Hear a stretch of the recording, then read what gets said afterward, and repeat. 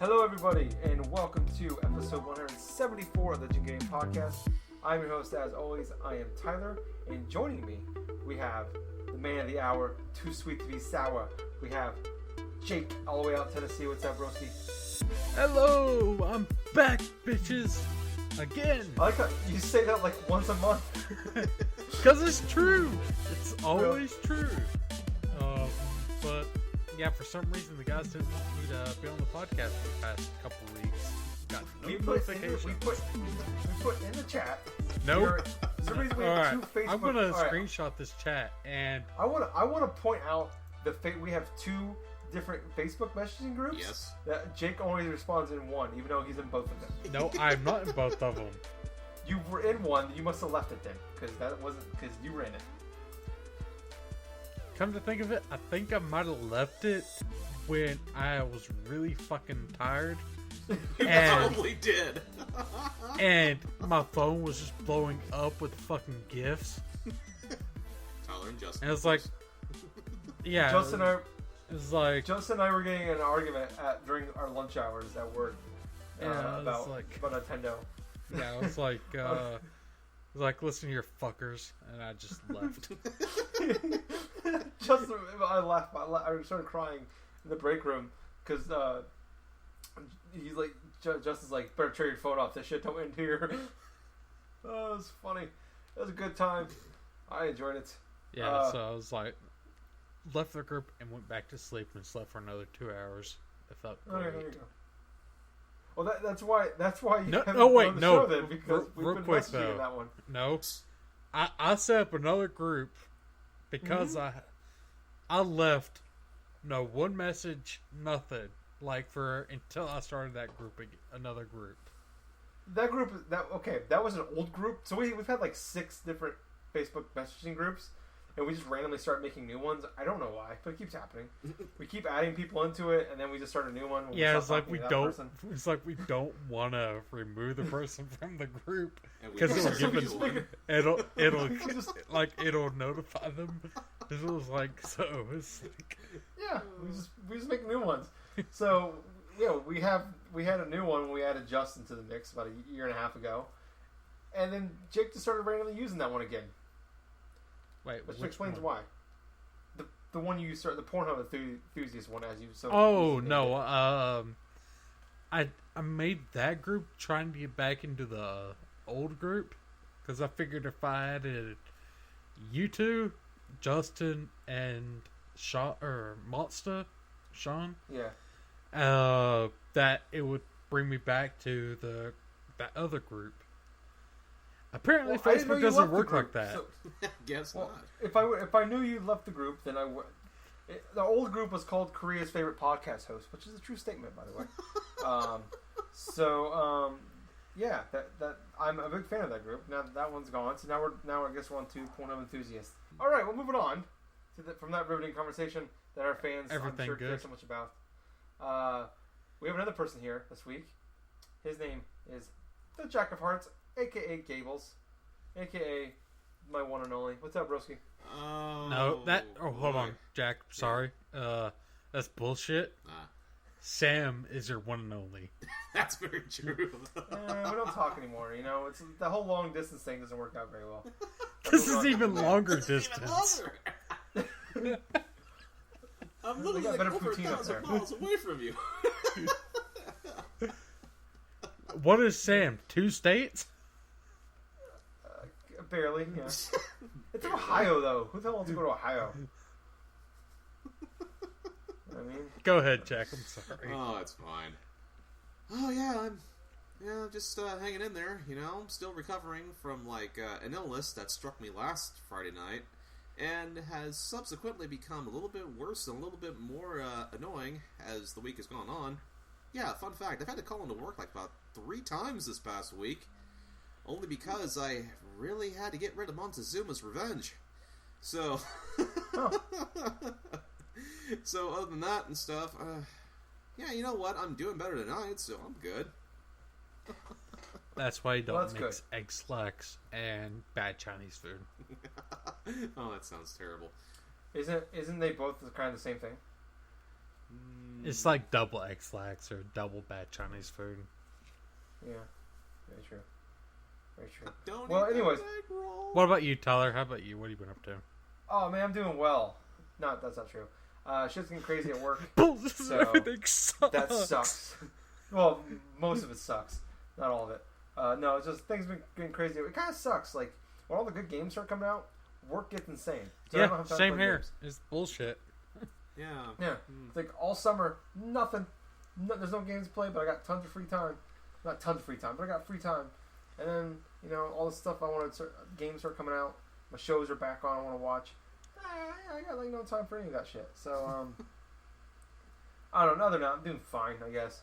I had this Saturday off, which is nice. First one off in 4 weeks. Sweet. So, yeah, I'm doing well. Justin is not here this week, if you couldn't notice. He has a family thing going on this evening. So he's unable to join us, which sucks, because this is kind of like the Justin podcast almost. With what we're going to be talking about this week. It's kind of like, this is kind of lined up well for him, and he's not going to be here for it. So we're only going to talk about that. Yeah, almost. So we're going to talk about this one topic this week only, and we're never going to talk about it again. But we might have a ghost coming in sometime. Nope. No ghost? Nope. No ghost. So you laid the salt down, didn't you? Yep. No, I told Justin, because he really wanted to talk about the Nintendo Switch, that he can record some audio. So, if he does that, and he sends it to me on time, you will hear that a little later on the show. If not, then it didn't happen. But I might not actually, I might not put it in the show, just piss him off. Just for the fun of it. See, that's what I meant by ghost. Yeah. So, I might still put the space in the audio, but not actually put his audio in there. Dead air. Just dead air. 15-minute dead air. That's terrible. So this is my thoughts about the Switch. Yeah, this is just... No, wait, no, don't put dead air. Just put crickets. There we go. It's just Tyler over and over again, just saying, hashtag fuck Nintendo. Hashtag fuck Nintendo. Oh! That's what I'm going to do. I'm just going to randomly split. Oh, man. That's it. That's what I'm doing. It's happening. Congratulations. You've got a glimpse of behind the scenes. Oh, that's episode. No, if the last month on the show, the last thing said on every episode is hashtag fuck Nintendo. Which, depending on my thoughts on the Nintendo Switch, which we'll hear in a few minutes, may or may not still be the case till we hear more about it in next year. So, Jake is holding, I believe, is that an Overwatch? That's not Overwatch. What is that? It's Soul from Soul Eater. It's from an anime. It's a decent anime, but there's too much fan service for my blood. I can agree with that. I've seen a little bit of it. I don't know what these things are. Alright, well, moving on. We're actually going to switch up a little bit, because I think there's some pretty big stuff to talk about this week. We are going to discuss the news first, instead of gaming. What we've been playing, I should say. So we're going to start off with what I think undoubtedly is probably the biggest trailer to drop in years, probably at least since the new consoles came out. I am talking about the trailer to Red Dead Redemption 2. I'm curious, did you guys watch this trailer? Yes, I have. All right. No, yeah, good. Definitely have. It's very interesting. Okay. It's fucking tease, really. Yeah. I wouldn't even say it's tease. It is a wasted 74 seconds. All it did was tell me to pre-order, and that was it. It was really underwhelming. And they gave you a wallpaper for the new Magnificent 7. Yes. Yeah. So for that, huh? yeah. So people don't know, Red Dead Redemption 2 had a I thought a really awesome kind of a way to announce the game. Where like I think it was Sunday evening or Monday evening, all the Rockstar posted a picture, and it was like the red tint of what Red Dead Redemption was. Yep. And it just said Rock. It had the Rockstar logo in it. And then I think the next day they did. It was Sunday evening. They did the first one. Then Monday night they posted a picture of like it looks like Old West. It's still red tint, and it's 7 black silhouettes of different people. Yeah. And that's all it was. And then Tuesday they released a different one, basically the same thing, and it said Red Dead Redemption 2 trailer coming Thursday or whatever. So they posted the trailer, no gameplay in it. I don't even think there's really any voice acting in it. Not really much details coming out of it. I thought, for as cool as the build-up was, and I thought it was a really cool way to announce that game, even though it's outside of the Nintendo Index. It's probably one of the worst kept secrets in gaming. It just kind of fell flat. Yep. And I mean, it didn't help coming out. The trailer came out 3 hours after the Switch was announced. But just as far as I hate when games have trailers. I'm fine with like doing trailers with no gameplay. That's fine. I get E3 they do that all the time. TGS we have that all the time. But they're usually surprise games or like the announcement of a game. Something we never even knew wasn't confirmed. Maybe we heard through rumors and leaks, but we weren't 100% sure it was a real thing.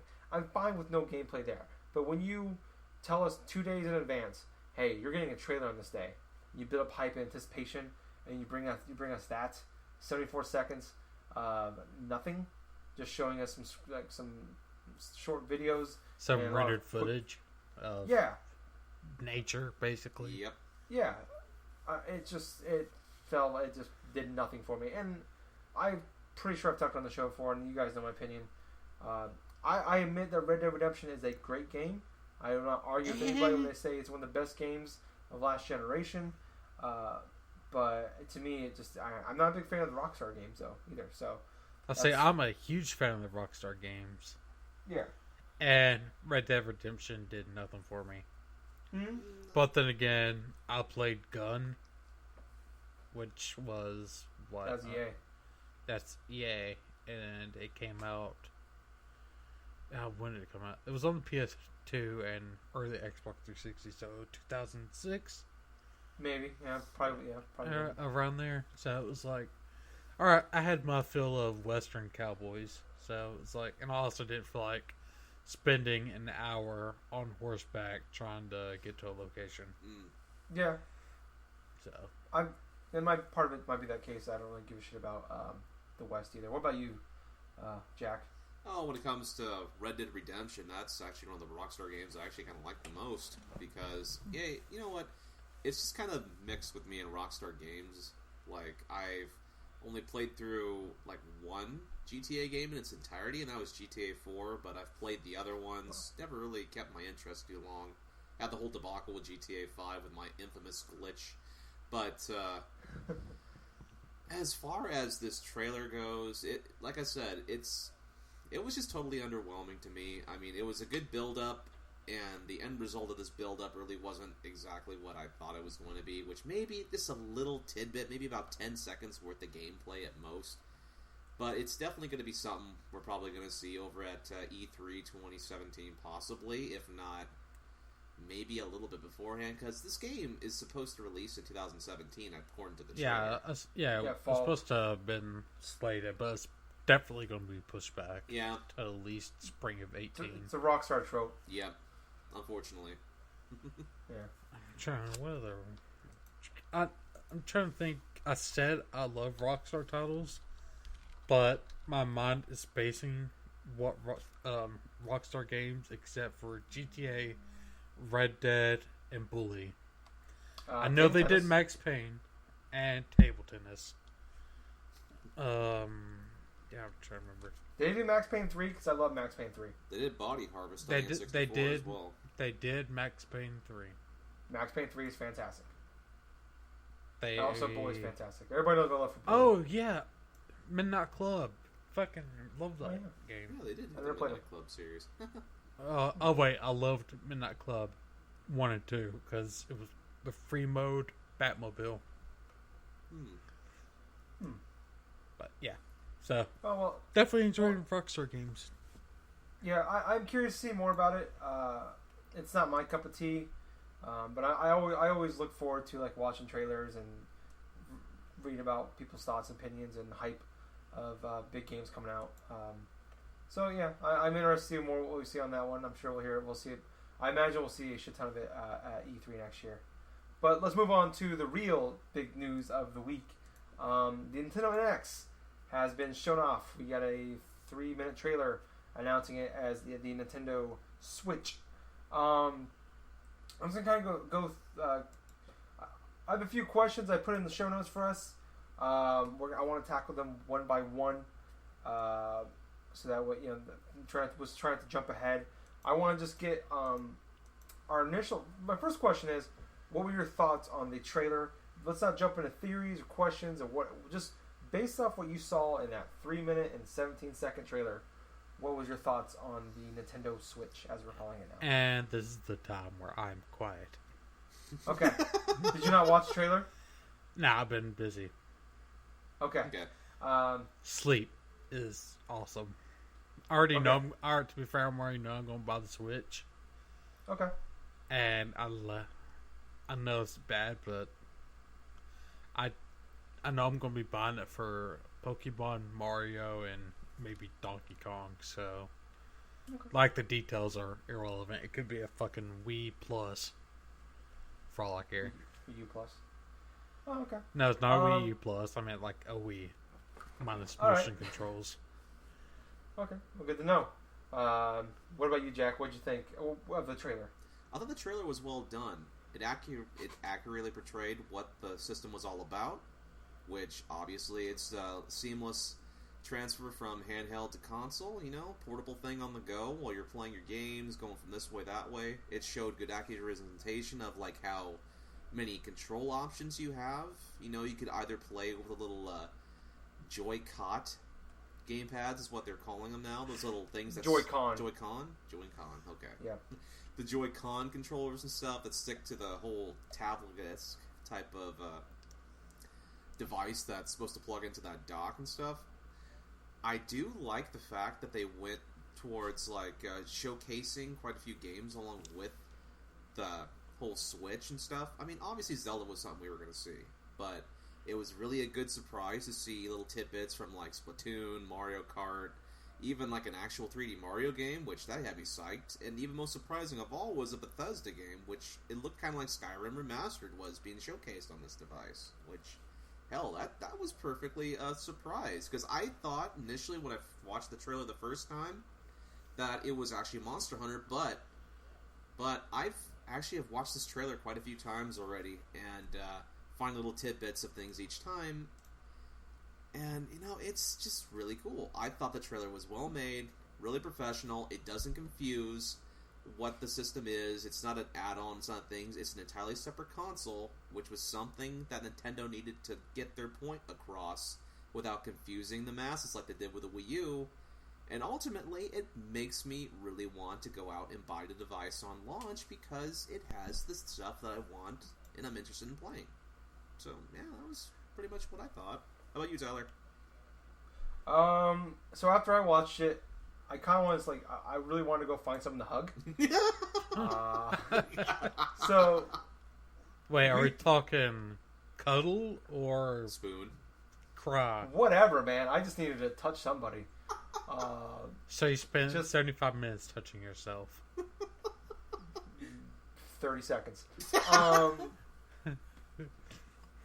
I'm not a marathon man over here, man. It's too much work. I'm fat. I don't have much stamina. No. Anyways, I watched it, man. I actually snuck somewhere and watched it at work. Trying to hide. I had, employers, if you're listening to this is not. I'm joking. Yeah, nobody works listens to this. Nobody listens to this in general. So it's just us talking. So yeah, I love this trailer. We didn't really learn anything. There was no real surprises, I guess, coming out of it. Because it was pretty much everything. Everything had leaked for the most part. It was all the rumors and everything I was hearing about it. I was super excited for it if that was the case. I was trying to stay, as calm as possible and like preparing myself to be let down about it or starting to see something I hated. And coming on this trailer, there wasn't a lot to hate. I'm kind of melancholy on the name. I don't hate it. I don't love it. I wish they would maybe come up with something better that would stand out a little bit more. At the same point, though, it is better named than the Wii U. That's for sure.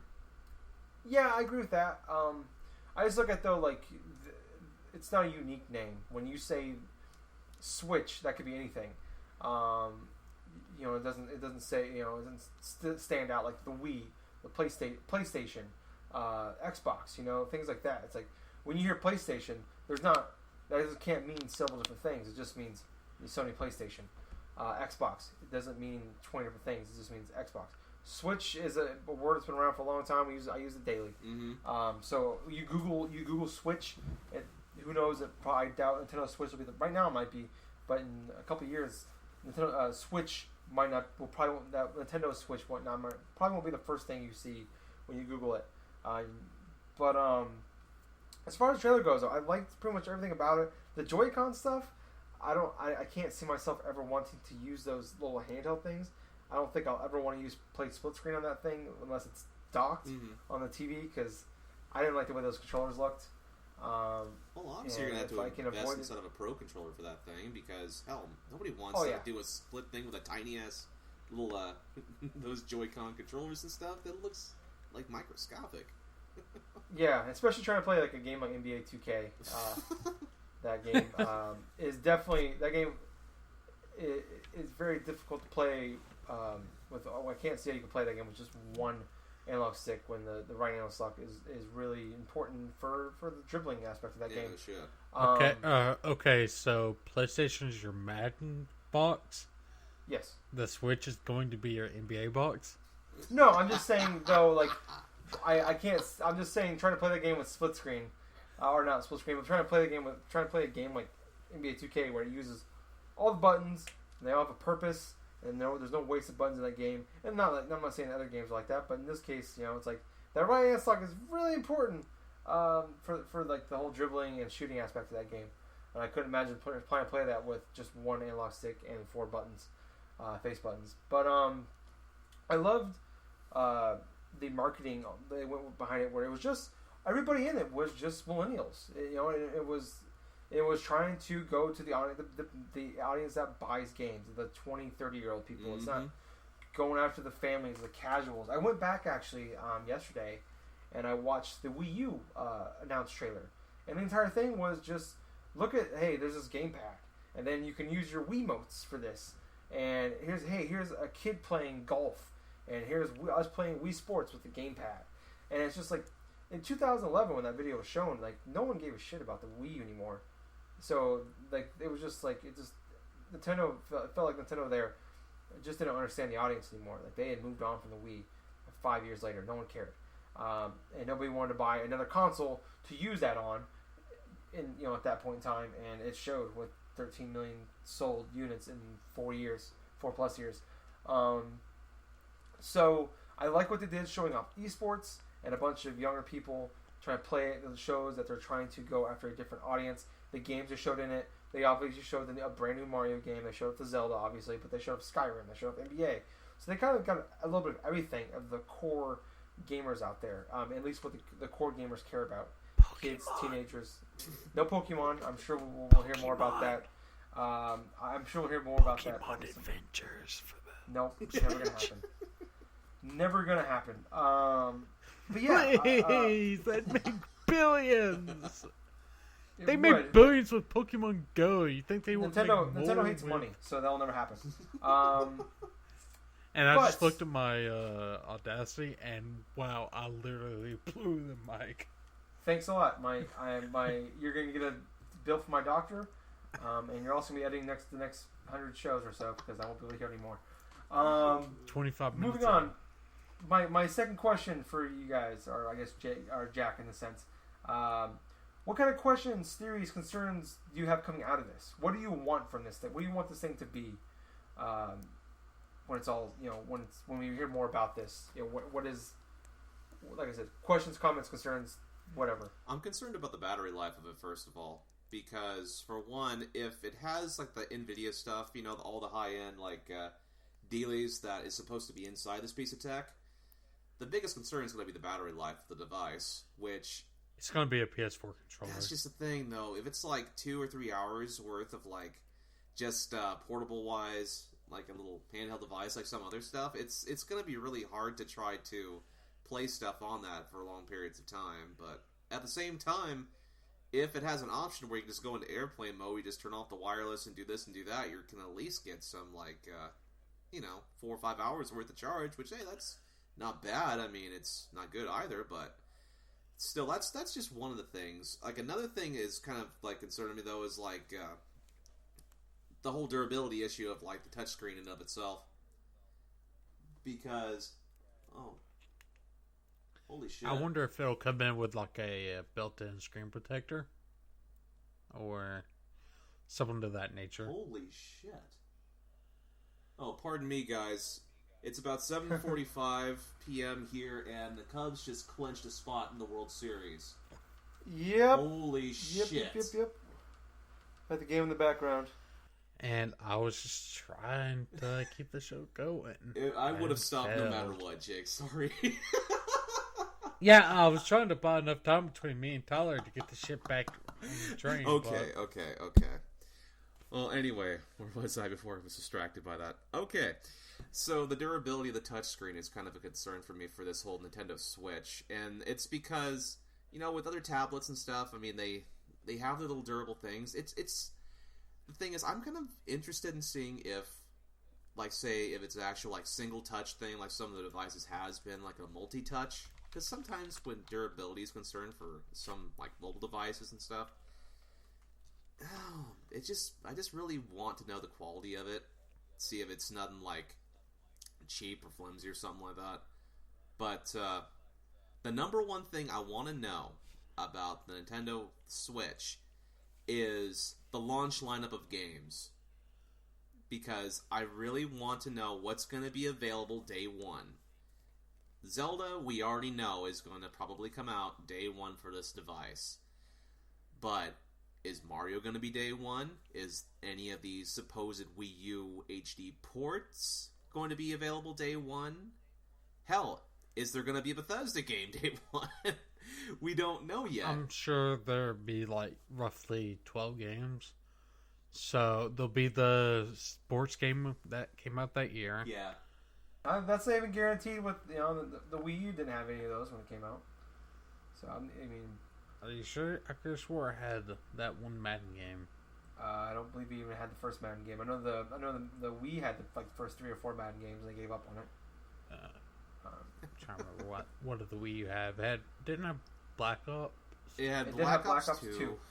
Oh, it had Zombie U. It had an abysmal launch lineup. Well, I'll just be perfectly honest. Other than New Super Mario Bros. U and oh gosh, I'm trying to think of another game that was actually somewhat interesting. Nintendo Land, possibly. There was maybe 2 or 3 games at most, and the other ones were fucking Funky Barn and all the other shit that was they're a shovelware shit day one, Yeah. But as far as launch lineups are concerned, it's a console launch. There's never really going to be great titles day one. I would actually argue that with the PlayStation Vita, which did have some decent launch titles first day. And Uncharted.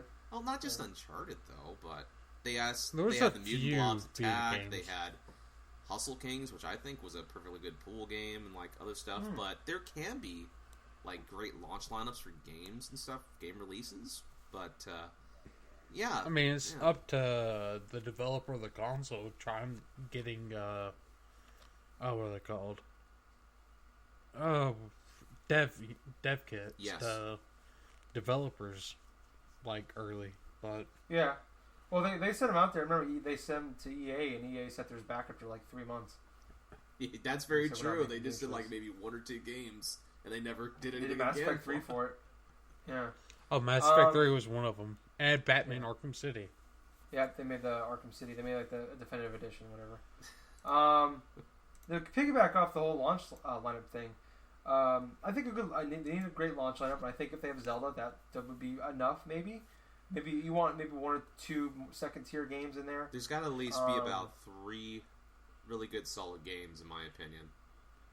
Yeah, but I would like to see a nice launch. This thing I've talked about for a long time now. A great launch window. What's the first 3 to 6 months going to have?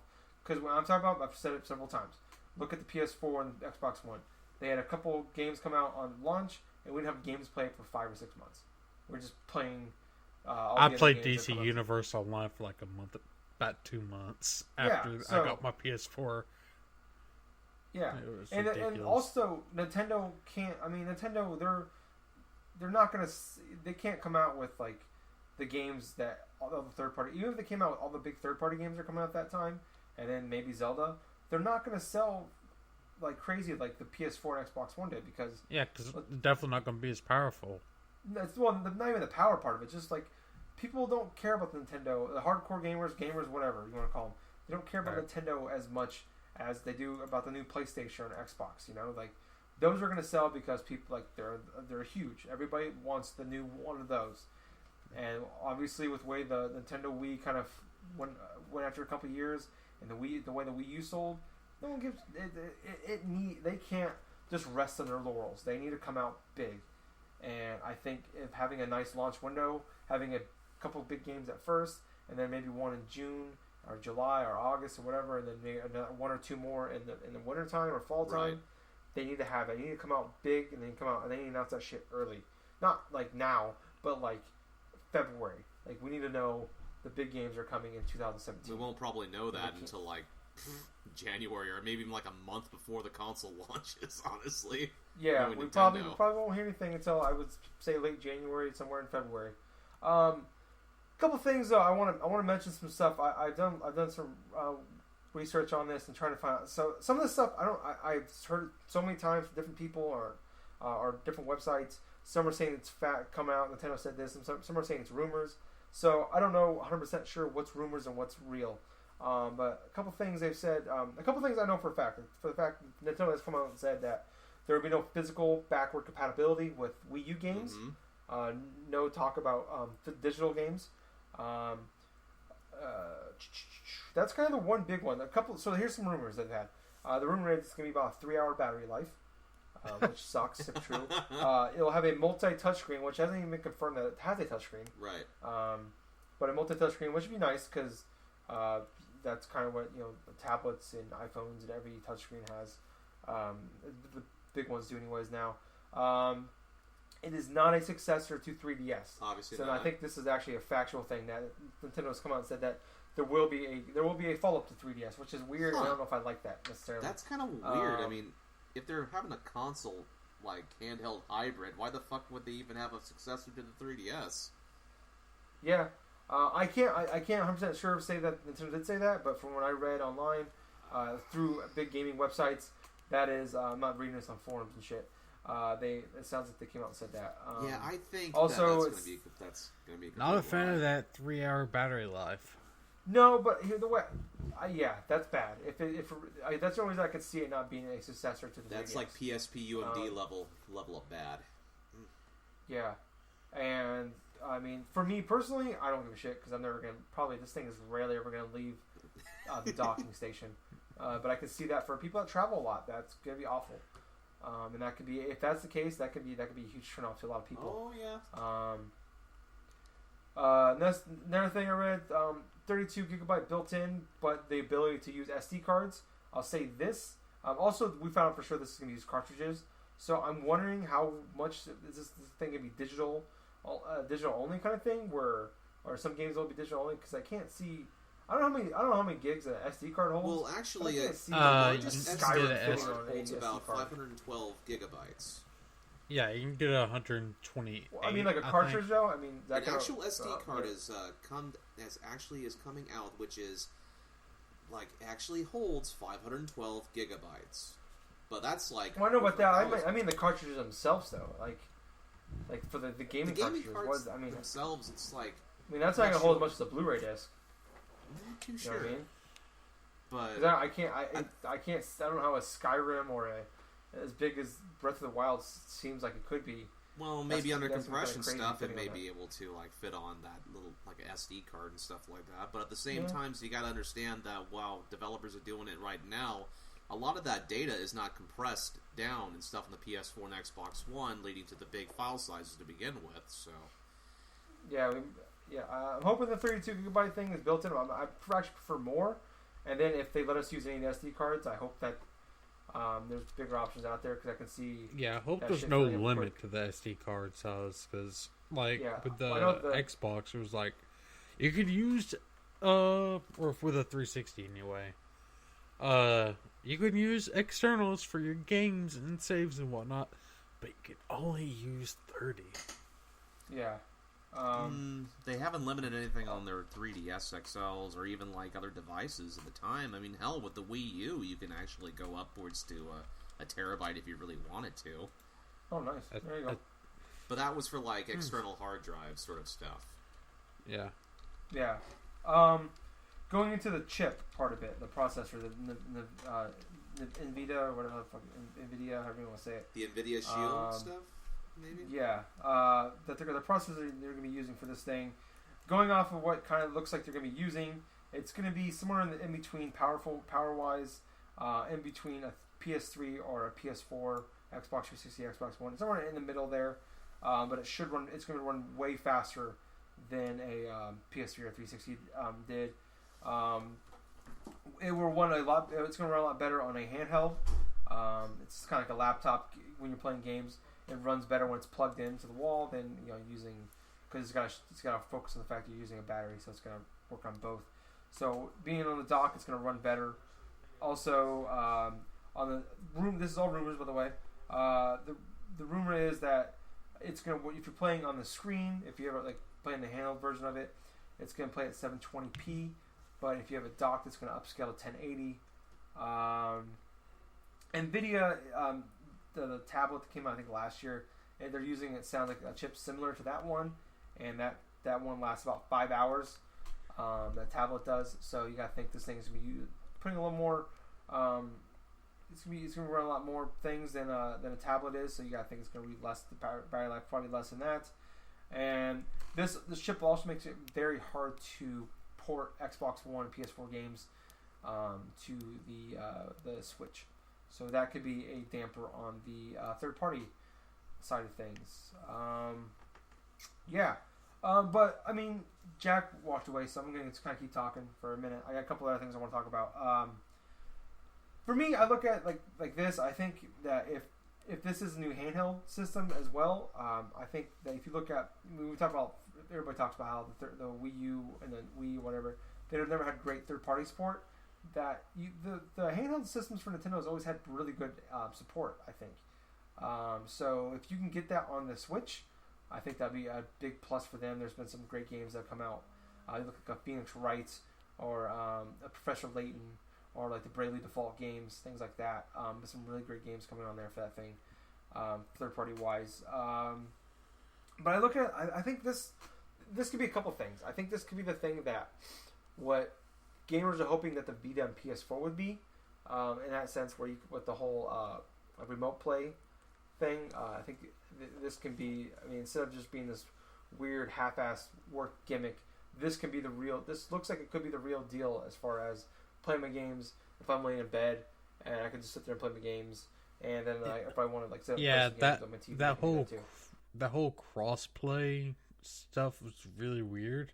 Mm-hmm. Like, I was playing, I remember playing Shadow of Mordor on my Vita while streaming from my PS4, and, like, it felt off. Like, I was playing the game just fine, like, but it's, like, a little bit too laggy. Yeah.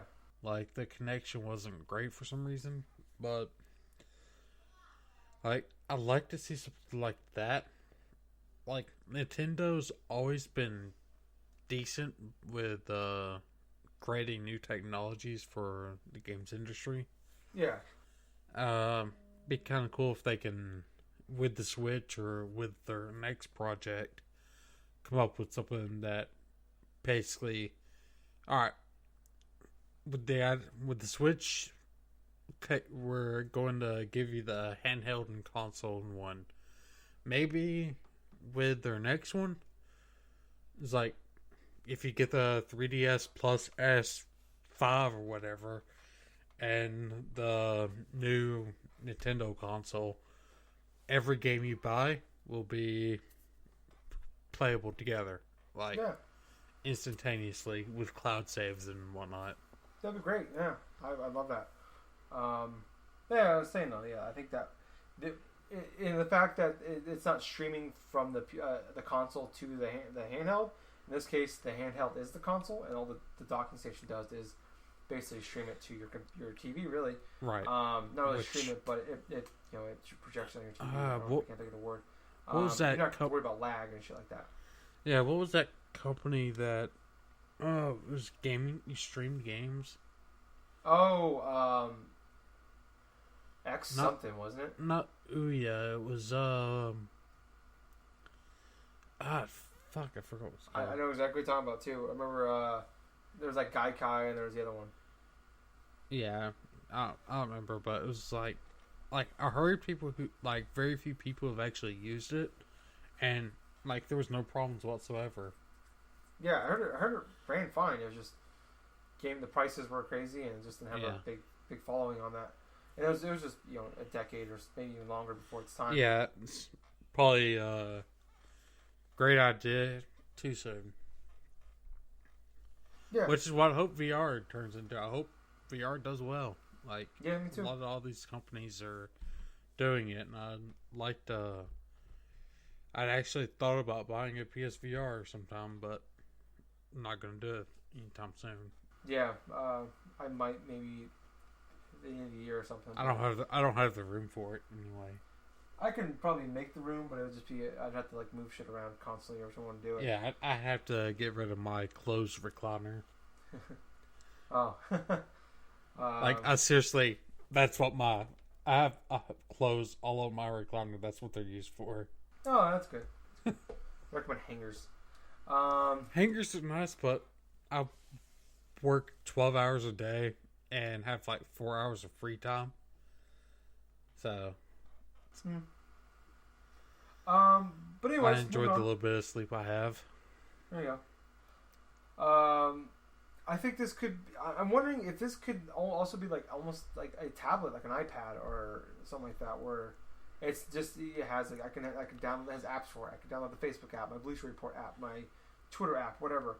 And then this can almost be like an iPad and Apple TV in one, where I can stream Netflix, YouTube, HBO Now. I wonder why Apple hadn't done that with their mobile market is huge. Yeah.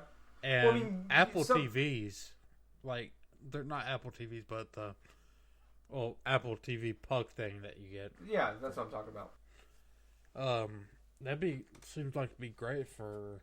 It's you can already do videos with it. Yeah, and I'm wondering. I think it'd be. I think it'd be kind of cool if it's that. I mean, that's another selling point for it. Where, depending on pricing and all that shit, that could be that's another big selling point for it. Is the fact that it's a tablet, and it can be your streaming device. It's kind of everything in one. And if it turns into a streaming device, your tablet can turn the controller. Yeah, I've seen a bunch of emulators that run just fine, with the touchpad for the controller, for the screen on the phone. Yeah. So yeah, I think it's another big thing. Yeah, I mean overall, I think this is a really good first step for the Switch. I obviously have concerns. I mean, what's the price point going to be on this? I think Nintendo's always been really good about pricing their consoles. So I mean, 3DS they did a bad job with that. They totally misread that thing. But I think. But the 3DS took come back though from that. It made a comeback, yeah. I mean, but their handheld market has been and still is strong enough to withstand a early a big flop. Flop like that, yeah. They can recover from that. they're a handheld at this point. If they're combined, they're putting all their eggs. It seems like this. They're putting all their eggs in one basket. And I don't know if they can necessarily afford a big. I hope that's not what they're doing. And I think Gabe turned into a zombie. All I hear is growls coming from his end. Yeah. Oh yeah, Jack. Jack. He's coming back in the room. Like, there he is. There he is. There's Jack. He's putting his headphones back on. Oh, good. He didn't turn into a zombie. That's great. I'm here. Jack is back. Hey, buddy. What? We're still talking about the Switch. Okay. We did good buying time. Yeah, we buy some time. I'm just kind of curious. Anything else like you really want to say on it?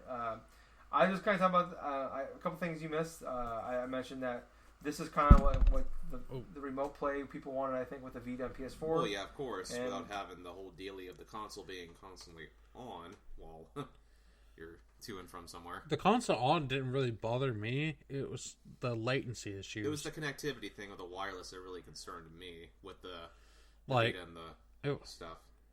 But. Yeah, it wasn't like it played. It played well. It didn't play that well though. I can agree. Like it like I said earlier, I played Shadow Mortar on it, and like there was always just a little bit of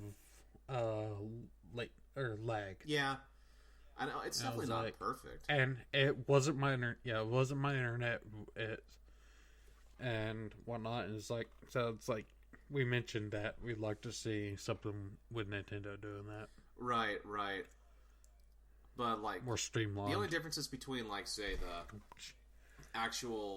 whole remote play from the Vita and the PS4 as a comparison to this the Nintendo Switch, at least by the Vita and the PS4 and stuff, you got streaming stuff from the PS4 onto the Vita, whereas in this Nintendo Switch, the whole device in of itself is like it's just interconnected with itself. So regardless of like whether or not you're playing it on the go or playing on your TV and stuff, you basically have like next to no lag, and it looks like in terms of like playing the games and doing this and doing that. So you're not really streaming through either a connection wirelessly to something. But other thoughts I have on the Switch, I kind of feel that for price point wise, this is going to be one of those systems where they have a few console bundles like they did with some of their like other previous systems before. So, for instance, the Wii U had two versions, if I'm not mistaken. One of them was like a regular 8GB model with their little white Wii U bundle, and then there was a black Wii U bundle which had like 32 gigabytes or something. Yep, I think there's going to be something similar with the Nintendo Switch. Whereas one is going to be like around $300, and it's going to have just the Switch in and of itself. No game. It's just the console. I think it might be bundled with one game. You think one game? Or two if you don't count like their Nintendo Land or whatever. Right. That they come out with. Oh, you could be on the right track for that. But I think that for like $350 or even $400, they're just going to have Legend of Zelda bundled in with possibly like maybe an extra controller. Maybe the Pro controller or something, or a Mario game. Yeah. You know? Because that makes more sense. Or it could be squarely based upon how much size, you know, for like the whatever, you know, for what the SD card thing is going to be. Because I think the packaging is going to be pretty small in comparison to, say, some of the other devices they've sold. Yeah. I'm kind of with you on that. I mean, the rumor's been out there for a little bit now that there's going to be two different bundles or two different options when it comes out. I agree with you. I think $300 for the cheaper option. I wonder if it could be a size thing. Could be something like that. Maybe it's some people have the idea online about it possibly being like a it doesn't. It's what was it? It was like it doesn't. Like it's just the docking. It doesn't have the ability to play it elsewhere, which doesn't make sense to me. Yeah. That takes away half the thing. Like the whatever for the console. I'll say this though, if I can get that option, if I can pay a little less and I can't play as a handheld, I'd be I mean, fair enough. I'd take that option too because the 3DS was my handheld or was my on the go, and even then I played it in my bed. Yeah. So if I don't take gaming elsewhere. Even on one of my old jobs when I used to work Saturdays by myself, I would take it with my 3DS with me to work. That'd be it. I don't work there anymore, so I don't have to worry about that. No, I agree with you. I think there might be another option for like $350, $400. I don't think they put Zelda in a $400, but I think there's a second bundle like that. I think that game is big enough that they know people are going to buy that separately, so they'll try to get that extra money on the end there. Well, they could be smart and just bundle Zelda in as a pack-in thing for their console launch. Yeah, I'm not saying that. Yeah, if I'm sure there will be. I'm sounding like fucking Trump now. But like I'm sure there's gonna be like a special. Like if not, if Zelda's not day one, there's gonna be like a special edition Zelda bundle. Yeah, I think if there's not a pack-in game like a Nintendo Land or something like that, or a Wii Sports kind of thing, I think I could see a bundle like that. If there's like a bundle out there for like $400 and it comes with that Pro Controller, or and doing a couple other things, I'll probably just go ahead and get that. Yeah. Because I can't see me. I don't look at that the Joy-Con and the other controller with the Joy-Con controller slide out of. I can't really see myself wanting to use that all that much. I actually kind of see myself having the two Joy-Con controllers connected to that tablet stuff, just playing the stuff in my bed. That's pretty much what I use my Wii U gamepad for. Yeah, that's true. I mean, I can see that. I'll use the Joy-Con things, but I'm never gonna play them separately. Like we were saying earlier, right. Never gonna take them off the sides. But yeah, that's what I'm thinking. I want to say one thing before we move on about it. I forgot to mention this earlier about the rumor of all these ports coming out for it. I hope they don't rely on those ports too much as a selling point. Now, if I want those games, I'd just buy $100 Wii U.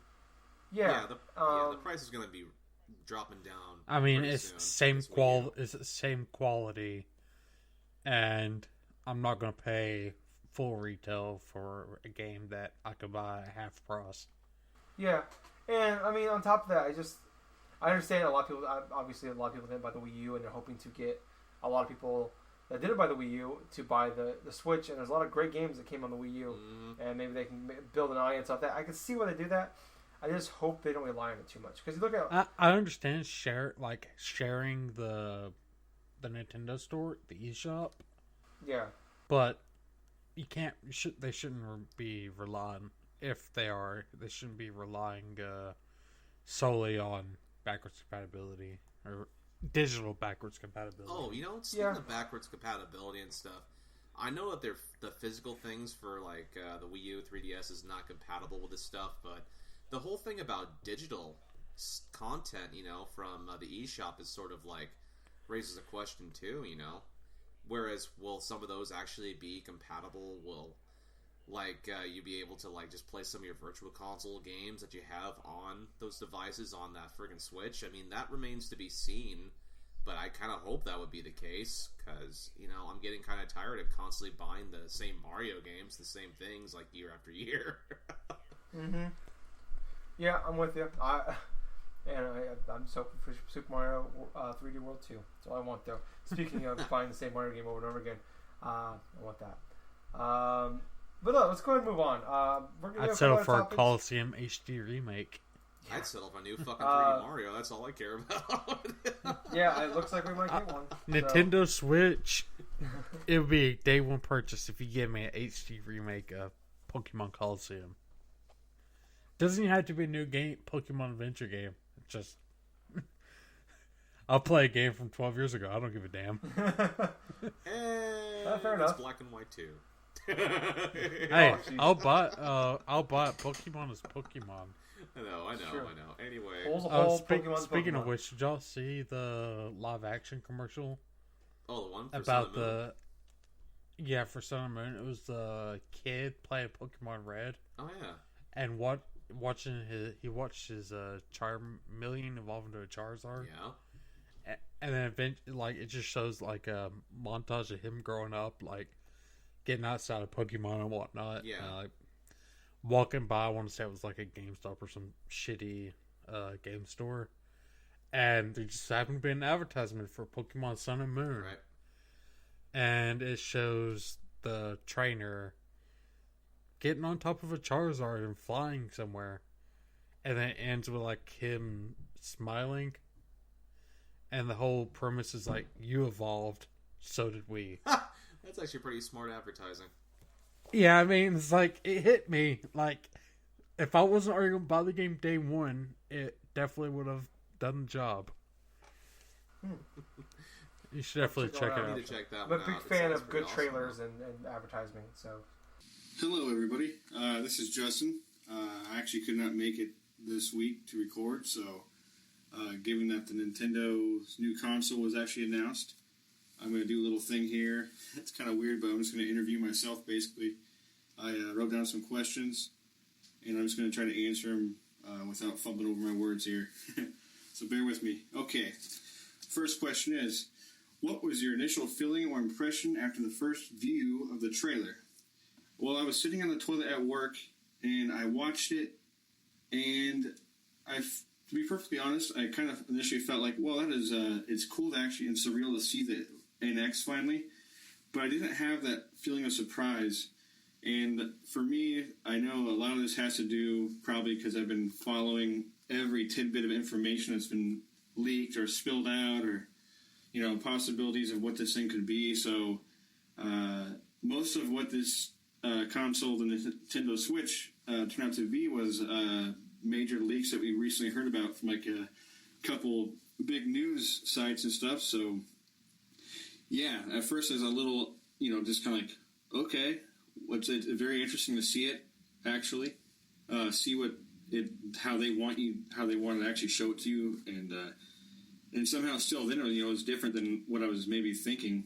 It was more kind of shed light on the whole rumor anyway. So yeah, that's basically it for that one. The next question is, how do you feel about the name? To me, it's very catchy and it makes sense for what this thing is. I love the way it was used constantly in the trailer to the beat of the music, like, and every time it transitioned between different people and situations that were using it. For me, though, I do think it's a good name, but for me, because I'm so used to the name NX, I find myself thinking, when I think about the console, I think about the name the NX.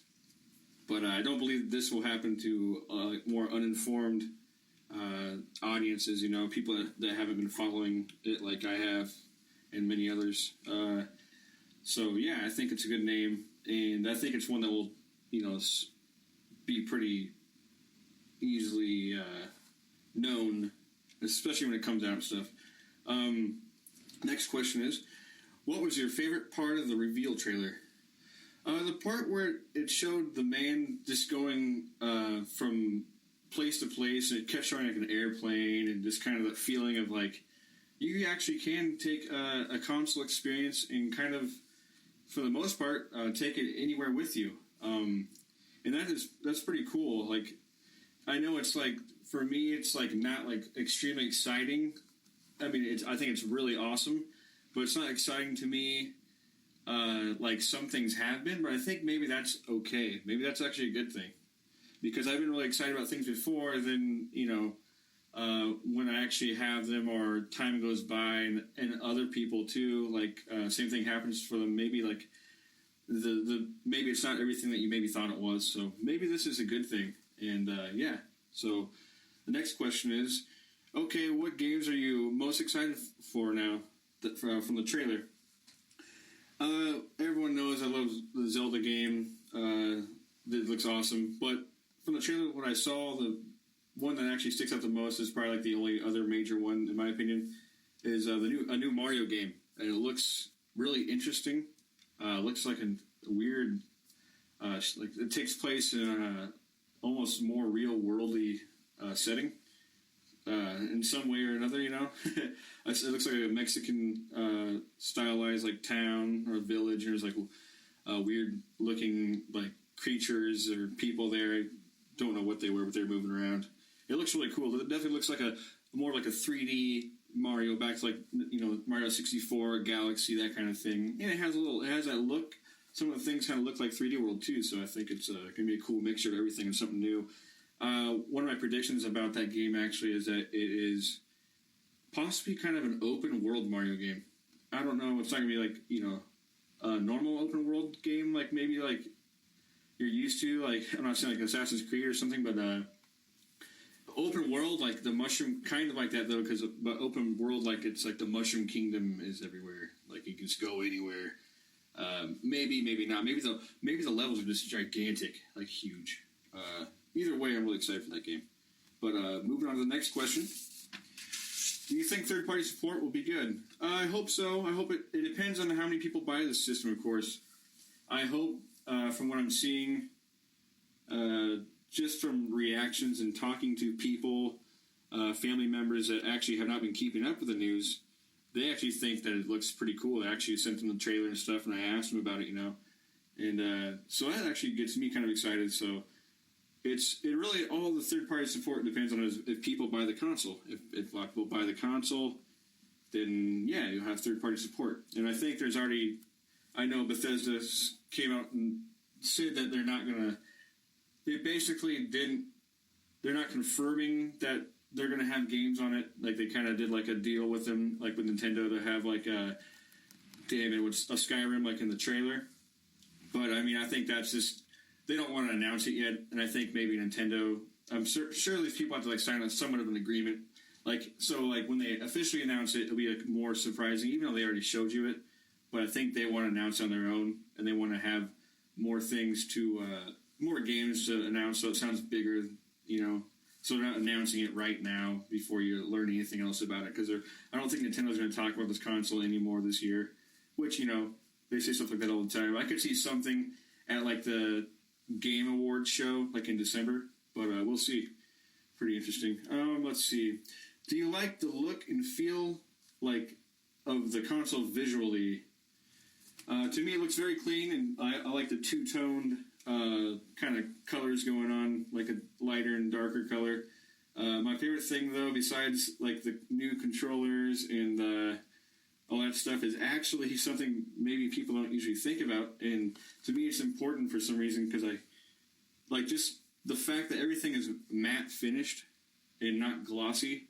I really like that, because matte stuff is much better on the fingerprints getting sweaty, stuff like that. You don't really have to polish it up and make it look nice. I don't know if anyone does that but me, but I was constantly doing that, like the Wii U gamepad and stuff, so, because it's glossy and it's like fingerprint madness.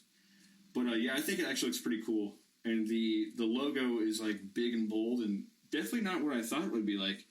Or it's definitely something different for Nintendo. And even, like, the Nintendo font and stuff is different. And this is Switch, like, in really big, I think it's like whitish letters in the middle of on the dock and everything that you plug it into. Next question.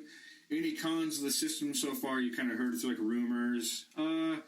Only one really comes to mind for me, and I would say that would be, like, at first glance, would be the 3-hour battery life is supposedly, some people are leaking, like, that's, like, the max battery life for it, which, at first glance, like, when I first heard that, I was like, oh, that kind of sucks, and maybe that's not even the final thing, anyways, we don't know, but I started thinking about it more and more. I watched the commercial so many times, the trailer, and, like, nothing they showed in there, except for, like, maybe 2 spots, was anyone actually using the system away from a place where you could actually hook it up to a wall anyways. I think 3 hours would be fine, especially considering the fact that this is literally the brains, the computing power, everything is inside the handheld tablet part to actually play your games, and it has sound and lighting and the screen and controllers that hook to it. I'm sure they'll have, like, their own batteries, possibly. I guess they have to, because maybe since you were seeing people use it, like, disconnected from it. But I just don't think it's that big of a deal, especially considering the life of the Wii U gamepad, the PS4 DualShock 4 controller, which I think is just horrible for what it does. Like, I love the controller, but just it should have a much longer battery life. And I'm actually unfamiliar with the Xbox One's battery life controller, so I don't know about that one. I know, like, you can put, like, battery packs in there, like AA batteries, I think. I'm not sure how long it lasts, but be curious to know that. So I don't think that's a huge worry. I could see how people could be worried about it, though, but I can't see myself personally ever playing this system 3 hours away from anywhere where I could, like, plug in to a wall. But that's just me. maybe. Next question is, what excites you about the possibilities of the Switch? For me, it's having a focused platform which will have possibly all the efforts from Nintendo, which I think personally, I think they have more first-party offerings than any other company like Sony and Microsoft. You might say because they have to, but I think just even if that is the case, just the focus onto one system is probably the most exciting thing for me, because more games and a more steady pace possibly will be really great. I'm excited for that for sure. The last question's here, for me anyways, to myself. Any predictions about the Switch? Yeah, I guess it's not really about the Switch necessarily, but it kind of is. It's more to do with the games. My prediction is it will launch with a new Mario title, and Zelda will actually not launch in March, but it will actually come out around the holidays.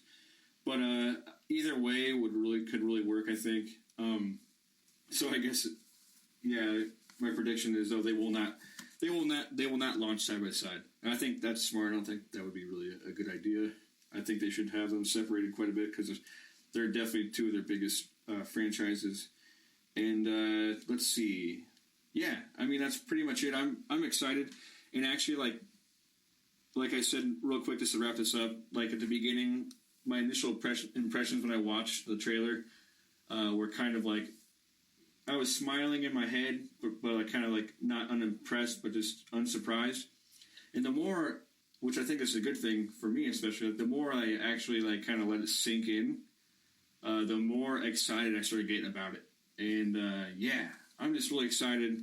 And I hope people actually purchase this system and that actually are excited for it. I really want to see Nintendo sell a lot of these things, because that means it'll be only good things for everyone that has one too, the more people that buy them. And yeah, I think it's actually a really smart decision. And I'm really excited. I'm so excited. It's crazy. But yeah, thanks a lot for listening. This probably sounds horrible. You have a good day, night, whatever it is. And thank you, Tyler. Hopefully you can figure this out. If not, I understand. Bye-bye.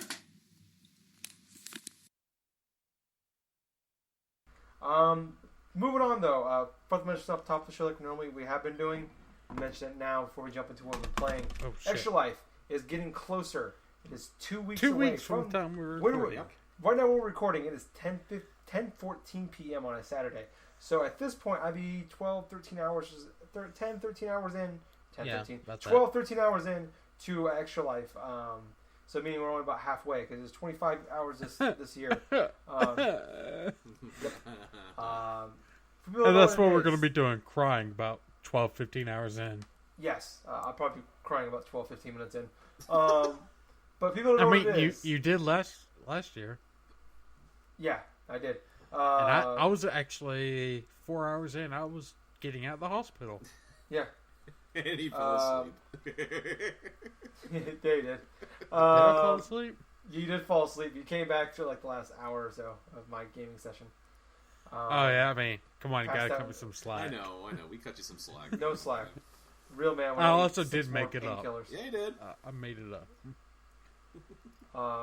But no, Extra Life. People know what it is. If you haven't listened to our show before, or listened to the last couple weeks, it is a really cool charity event that we do every year, usually late October, early November-ish, where we raise funds for Children's Medical Network hospitals all around the country, raising for sick kids with cancer, pretty much any horrible thing, any transplants, whatever. Cold, like if you have a flu to cancer. Yeah, it helps out families, whatever. You get to pick when you sign up. You get to pick the hospital that your money goes to. Mine's the Iowa City Hospital, where actually my dad went to. Not the Children's Hospital, obviously, but he went to the Iowa City Hospital when he broke his leg, and they helped him quite a bit there. He can walk, so it's good. Which is awesome too. I raised money for T.C. Thompson's Children's Hospital, or Children's Hospital Erlanger is, I guess, the new name for it. Right. And earlier this year, my dad was admitted because of a heart attack. Aww. And they helped him. Good. And he's fine. It's awesome. That is awesome. And as for myself, I raise money towards Seattle Children's Hospital, which is going to be my 4th year running doing that stuff. And I've had family, like, and certain friends that have been helped by Seattle Children's in the past. So it's just kind of hits close to home and stuff where I can actually help out, like, kids in Seattle, like, going through their most trying times and stuff. It's really cool. Yeah. So all the money we raise goes to the hospitals that we're choosing. Fun fact, Seattle actually has the most money, Seattle Hospital has the most money earned so far. By quite a large margin. I think it's like $70,000. Oh, come game day. It'll change quite a bit, yeah. Oh, definitely. The one in Tennessee is in the top 5, I believe. Oh, yeah. There's several here. There's one in Tennessee, I know that. What was it? I forgot what hospital it was, like Children's Hospital Austin. I forgot what it was called. But Rooster Teeth raises a shit ton of money every year. They were number 1 last year. I think they're like 2 or 3 this year. Oh yeah. Yeah, and they do their 25-hour marathon. They do such a great job or with their extra live streaming and shit. It's ridiculous. Yeah, if you guys want to know more about it, like if what we talked about is that you want to know more, you want to donate or join, go to extra-life.org. If you want to know where we're at. You can search us up. Gabe and I are in the Talking Ship group, so go to the search box in there and type in Talking Ship. You'll find us. I'm Tyler Courtney. He's Gabe Bagno. Jake is not in the group. He's in a different group, but just check out. You can join me at Team Knuckles because Sonic can suck a dick. Yes. Yeah. So he just look him up under Jacob Morgan, and if you guys want, you can donate to us. We'd greatly appreciate it. Better yet, or if you want to join a team. Yeah. Join a team, create a team, raise money, share. Like, anything helps, even if it's $1, a quarter, or just sharing the link. Exactly. Yeah, even the people, if you share the link and those people don't donate, but they share that link or they tell somebody else about it and they join, it's all trickle-down effect. Every little bit helps. The more people know about, the better.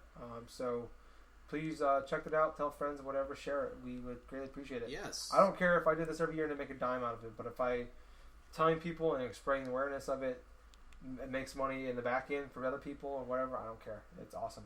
And also, of course, for myself and stuff like that, issuing the whole thing about Resident Evil 6. Now, this is going to be kind of funny. Like about a week or so ago, Jake, I issued a thing to Tyler saying, whoever makes the least amount of money between both of us, the person who raises the least amount of money has to play through Resident Evil 6 in its entirety. Oh. I'm sorry. I know. So it's end up going to probably be me, considering that, heck, I have some people that drop, that donate stuff, but there's a lot of people who want to see me play Resident Evil 6. Yeah. Honestly, I'm surprised. People would just donate shit ton of money to you because they know how much I hate that game. Here's the thing, man. Bros before Resident Evil 6. I can't. Bros before RE6. That's a show title. I got it. I can't let you play that game by yourself. So if you buy that game and play through it, I will play through it if you want me to. If you don't want me there, that's fine. You want to go through or you could be the road bro, keep them away from that. I would have to stream myself playing Resident Evil 6. If you want to go through this emotionally destroying whatever, I can't even fathom. There's no words for how bad Resident Evil 6 is. Maybe I'm just talking about myself here. Any sort of self-esteem you may have will be gone when you play through this game. Just pressing play will destroy your self-esteem, and it will bring you so low. I'm about to lay on the ground with my face on the ground, and it's still not that low. Like, you go a little bit lower, and you look up, way up into the clouds, way up there. You're still not anywhere fucking near how fucking low that game is. You're about. Oh wait. Are we talking? It's so bad. It's just a bad game, and I don't want you to go through it by yourself. It's a very bad game. You just see. Are we talking one playthrough of it or every character? All 4 campaigns. I said a full playthrough. Yeah, all 4 campaigns. Jack. Man, I love you, buddy. I can't let you do it. I'll play through the game with you. Okay? It's kind of funny. I'll play through the game. It's just kind of funny. Tyler just looks up at the clouds. All of a sudden, he just sees the Resident Evil 6 logo, and he goes, Please. "Oh no!" That's people thought hellfire. Resident Evil 5 was the bottom. Coming down. It's like, oh god, I gotta stay inside. It's just bad, guys. Resident Evil 5 was actually a good game. Yeah, but if people thought that was bad, and that was bad for the series, and fuck, dude, 6 is horrible. Anyway, we've talked about 6. But man, we've shared episodes upon episodes about our. I've ranted about 2 dozen times probably in the course of the show. I will, Jack. You let me know, and I'm there for you, bro. Inside that, I can't let someone do that by inside themselves, this podcast. We could find history. We know that Tyler has ranted and raved about Resident Evil 6 like how many times now? 100. How many episodes have we had? 174. Yep. 175. 175 times probably. Or we could play, get off Resident Evil 6, and we can all just play the worst game, or we can all find a very bad 4-player co-op game. We can play Ghostbusters. No, that's too good of a game compared to Resident Evil 6. That's too good of a game compared to Resident Evil 6. We'll play Galgun. How about play Galgun? What? I'll play Galgun again. That's that weird game with teenage girls in bikinis. You shoot at them. It's awful game. Look it up. It's bad. Anyways, Extra Life. Check it out. It's in 2 weeks. My question to you guys is, I know we're a couple weeks out. You guys got any plans? Games you're gonna be playing? Tips? Whatever. What do you guys got in mind so far for Extra Life? I have absolutely no idea what I want to play. Okay. I am physically fucking bored with the PS4, so I'm not sure if I'm even going to play anything on there. I got Gamefly sent me an offer for $1 for free for a month, and I was like, why not? So I put BioShock Collection in my queue, and it got removed. So I was like, that's 14 days wasted of my. Welcome to GameFly, man. Yeah, 14 days wasted for my GameFly membership. So they finally shipped out Mafia 3. Nice. 2 days ago. So still waiting for that. Maybe I'll get it before Extra Life. You'll get it a day after your free trial's over. Probably. At that point, I'm just gonna say I got lost in the mail. Yeah, there you go.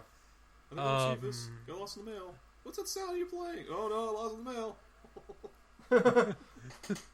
But yeah, Mafia 3 is gonna be one of my games I'm playing, and Xenoverse 2 comes out Tuesday as we're recording, so that's probably gonna be another one. And I might do a Nuzlocke run of a Pokemon game. I might stream that too. So live Nuzlocke, hey, that's pretty cool. Yeah, probably gonna be Heart Gold. Yeah, that's the game I would expect possibly to go through. If I was ever going to do another Nuzlocke thing. I tried doing it for Black and White, and I lost interest. Oh, Black and White is hard. I know, and I didn't do too bad either. It's ridiculous. X and Y is bad too, just because it's so long. But Black and White is redonk. Oh yeah. What about you, Tyler? If you take your swig of gin. Thank you.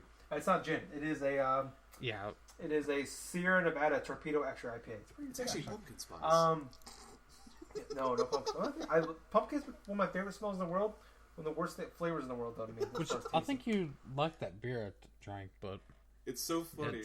It's so funny. Every time that I go to the grocery store with my mom, and she's like, "Hey, yeah, there's pumpkin spice." I'm like, "No." I love pumpkin.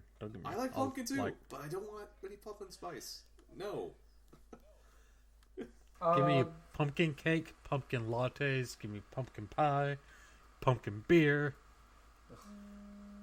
Go ahead, Gabe. What? Or not Gabe? Tyler. What's your extra life plan? Thank you for the compliment, though. I wish I was Gabe. No. I'd be the happiest boy in the world. No.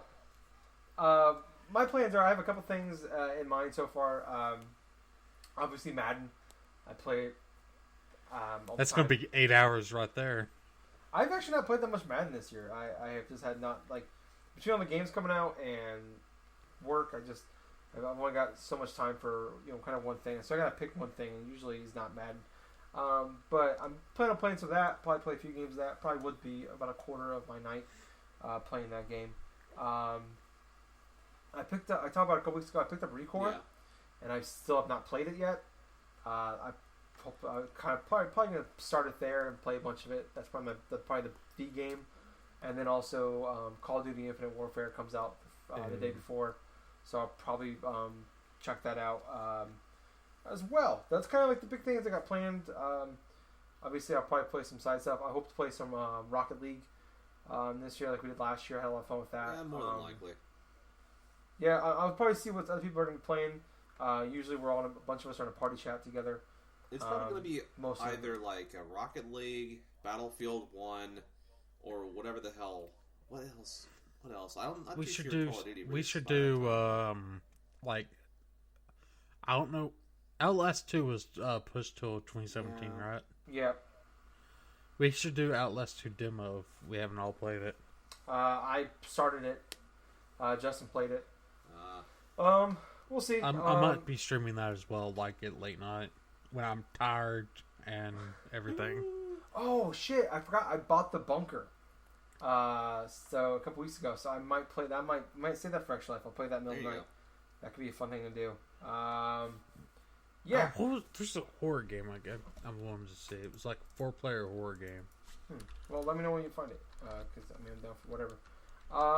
But moving on to what we've been playing, because we were going a little long this week.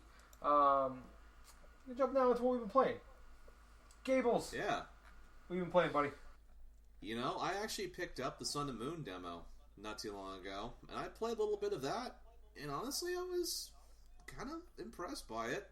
I mean, obviously there were a lot of subtle changes to the way the game looks, the way the game operates in terms of making things more convenient for the user in order to keep track of what their stats, their Pokemon are, and like how everything is more suited for competitive players in mind, to where you can easily check out EV values for Pokemon without having to second guess or keep tabs and tallies upon what creature has what stat or this way or that way. But like I said, the game plays Pokemon. It's fun. It's still pretty good to enjoy and stuff. But the thing about the Sun and Moon demo is there are a couple different side quest stuff that you can do for the game in and of itself, depending upon what day or something it is. And there's a little contest dealie that you can do where you can capture a number of Pokemon to earn the nuggets and stuff to transfer into the game, which, hey, it's kind of cool and stuff, but you don't really keep any of the Pokemon that you capture. The only Pokemon you really can keep and transfer is this special Greninja that they give you, which has the ability Battle Bond, which when it comes to the Pokemon anime and stuff, it's more or less modeled after Ash and his Greninja and stuff.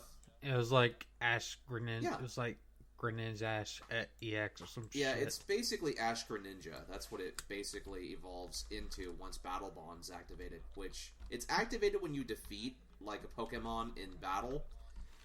But if you use it in a trainer's battle, you defeat one of their Pokemon, all of a sudden it just evolves into a more powerful form of Greninja, which makes its Water Shuriken move even stronger. Going from a 15 power move to I think a 30 or a 40 power move that has multiple hits. Wait, doesn't that move with Greninja do like a 150 damage if it hits all 5 times? Well, let's see. 15 times 5. Oh wait, does it? Is it 15? It's a 15 power move, Water Shuriken. So okay, so that's wait. What'd you say? 75. You have 75, so it's actually stronger than that. 75 plus stab, which is 1 times 1.5. Right. Hold on. And Jake's having to do a little bit. It's 110, 115. It's got to be at least 100. Yeah, 110. About. If it hits all 5 times, because it's stronger. 112.5 plus super effective if you use it right or whatever. But that is ridiculous. But anyway, there are other little changes in the game as well. Like, for example, it actually tells you now when a move is super effective against a certain, like, opponent and stuff. When you look down at their, the move pool stuff. Like, for example, if you have when you have your Greninja out and you face off against a Pokemon like Rockruff, it tells you the Water Shuriken is super effective against the thing, so there you go. That's nice. It's nice. It's a convenient thing, because obviously you're going to forget what type is going to be good against what type once in a while. And there's so many weird dual tops where, like, how Gyarados is water flying, yet, and electricity and rock beat it. Yep. While grass type Pokemon only does like maybe half, I think. Oh yeah, it was like Torterra is. It's a grass ground type. It's grass ground, yet water still hurts it. I know it's really complicated. It's so weird. It's like it's stupid. So quintessentially, yeah. There's a lot of like strange Pokemon typings, like for dual types, that is not really as obvious to decipher what moves unless you've really played a lot. And this is kind of a really good idea by Game Freak's part, because it makes looking out for the Pokemon's like weaknesses a little bit more easier. But other than I want to see the competitive battling. Oh, the competitive battling thing is going to be interesting, because there are certain Pokemon that are coming out, the new ones, that actually block certain things like priority moves. Which, that's really going to be cool. Oh, that's going to be awesome. Like getting rid of Mega Blaze. I know Tyler's about to pass out. Mega Blaziken with Protect and Speed Boost. Oh, yeah. And is so fucking annoying. Or even like something as simple as, say, like Arcanine with like its extreme speed move getting blocked by like a water-type Pokemon by the name of Bruxus, which is like that strange, like fucking like pink polka-dotted fish or something like that has a ability that blocks priority moves outright. There's actually quite a number of Pokemon that now have the ability where they can block certain priority moves from getting set off or whatever. But let's see, what else was inside there? You had access to capture a couple of different new types of Pokemon. Like, you get to capture Pokemon, let's say, like Rockruff and like, that Weasel and stuff like that. It was more like a Mongoose, actually. Oh gosh, it's gonna take me a while to remember some of these new names, but yeah, some of for going back to the competitive stuff, like I'm really interested in seeing the change pace with the Alolan forms. Yep. I can't pronounce. Oh yeah, the Alolan it's like forms. being with different toppings and whatnot, and with still the same stats. Exactly. And speaking of Alolan forms and stuff, you can actually, if there's a certain part in the demo where you can actually go ahead and photograph the back of an Alolan Dugtrio, which is kind of hilarious because you just see nothing but these three Diglets, this freaking Dugtrio with all these like blonde hair and stuff like that from the backside. It's really hilarious. Alolan Dugtrio. You search out the pictures for that, and it's basically Dugtrio with 3 blonde wigs. Oh, but there is another thing like about Pokemon Sun and Moon we didn't really like mention and stuff. The entirety of the Pokédex has actually been leaked online. But you can actually check out like which Pokemon and stuff, like their final evolutions for the starters, for instance. Oh my gosh, those are actually confirmed as real, based upon the Chinese leaks and stuff. But yeah, my whole time with like Pokemon Sun and Moon, the demo, it was basically what I thought it was going to be. Obviously it was a bit better than I thought that it was going to be, and I'm really excited for next month. So that's... Yeah, I gotta buy a new 3DS, because... Oh, what happened? Did you break it? No, I had to sell mine for cash because it was broke. Well, hey, you can always get your things. Digging for weed. But I kept my freaking SD cards. So all of us are getting. Hopefully, I get my save. So all of us are getting Sun and Moon, right? I'm getting not. Sun. Okay. I'm not getting either. Well, anyway, I have a couple of different coworkers that are getting like Pokemon Sun and Moon as well. So, let's see. One of my friends is getting Sun. A couple of them are getting Moon. And, like, some of them are starting with Popplio as well. So, I think I may just get, like, the Moon version. because, well, hell. Because I want to. I may end up getting both anyway, but fuck.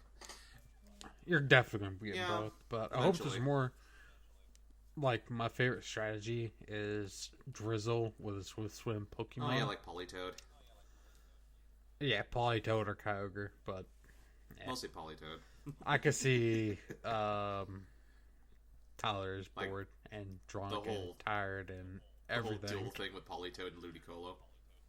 I'm still trying to recover from Resident Evil 6. But anyway, that's all I've been playing this week. You know what? I'm gonna jump in front of you, Jake. Go ahead. Cool. So I played a few. I played a few games this week. I'm gonna follow up what I said last week. Gears of War 4. I finished it. Awesome. Fantastic game. I love that game. I have basically no complaints about it. Maybe a little too much battle in there towards the end. A little too much tacked on, but not minor complaint. Love that game. Fucking fantastic game. So happy that they the coalition, I believe is what the name of the developers, they nailed it. Give me pretty much everything I wanted and more from Gears of War 4. Yay. Yep. Moving on to is there a Carmine? There is a Carmine. Yay! There's actually a Carmine in there. That's awesome. There's a Carmine. That's what my coworkers have been asking me about. It's like, is there another Carmine? Is there another Carmine? Mm-hmm. There is, but he's only like the first mission. So. So he gets killed like his brother. Probably the son of one of the brothers. Yeah, probably. Oh, there's only 2 brothers left, or there was only 2 brothers left alive after the end of 3. And I think they're all dead now. I played a couple other games this week. The only problem is I haven't really got a lot of time with either of them. Mafia 3 picked it up. I talked about last week. Picked that up. I've only played a few hours of it. Thoroughly enjoying that game. I love the way the story's being told in it. It is it's kind of told in like a present day kind of documentary style, where they're talking to. So you play as Lincoln Clay, and he is a black Vietnam vet set in 1968 in New Bordeaux, which is New Orleans, their version of New Orleans, and they're doing like this. Basically, like I said, documentary. It's like common day, and they're talking to the people that kind of like trying to figure out. I mean, not all common day. Some of it's like showing video, but it feels like a documentary. Like they're talking to like one of his pastors that he grew up with that helped raise him in an orphanage, and they're talking to him. It's like current day about Lincoln Clay, about basically what his early life, and then all the things that happened in the story that changed him and he turned into the man he is in the game you're playing as, in the time that you're playing as him. And then you're jumping around like with court cases, like showing old videotapes of like why Lincoln Clay murdered all these fucking people, which I haven't done. I've done some murdering, not nearly as much as it seems like I'm going to be doing, but a lot of people are fucking dead because of me. No, I just love the way the story's being told. I think the voice acting is fantastic. I like that this is kind of a. We have seen a million of these open world Mafia type games, gangster games, mob games, whatever. And this one just seems different.